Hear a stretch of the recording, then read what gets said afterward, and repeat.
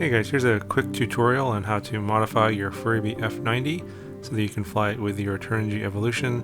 The FuriBee comes with a spectrum receiver, so you're going to need to add a compatible FlySky receiver to fly with the Evolution, and the one that I'm putting in here is the FlySky FS-A8S receiver. I'll put a link in the description if you want to check it out. It requires that you would have to desolder the spectrum receiver in order to install the FlySky receiver, and I am going to be using the connectors that the FlySky receiver came with. And here's a photo of where the spectrum receiver is soldered onto the flight controller. You'll need to desolder the red, black, and white wires, 5 volts ground and signal.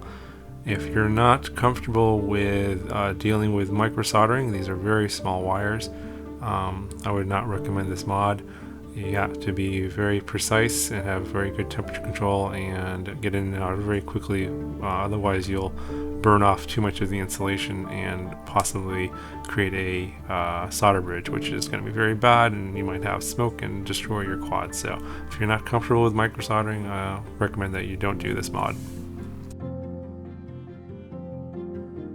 Here's a photo of the connector that the A8S came with, and I just cut off the other end with the servo wires, and I actually took off the PPM wire as well, so I'm just using the 3 wires, power and signal, and soldering them to the exact same spots that the spectrum receiver was soldered to. And then I'm going to connect the actual receiver to this connector.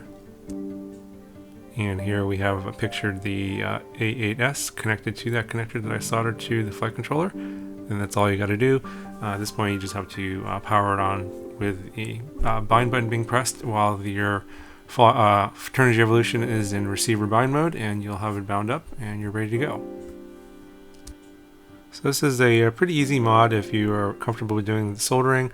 And the FuriBee does not come available in a FlySky receiver that will work with the Evolution, so this is pretty much the only way to get it to work with the Evolution is to use this micro receiver.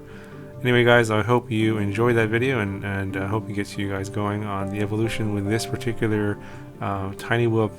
It's got a kind of clone. I think it's a lot of fun to fly. I have a review of this from last week, and I'll put a card up in the corner if you want to check it out. And let me know if you guys have any questions about this, and I'll talk to you guys in the next video.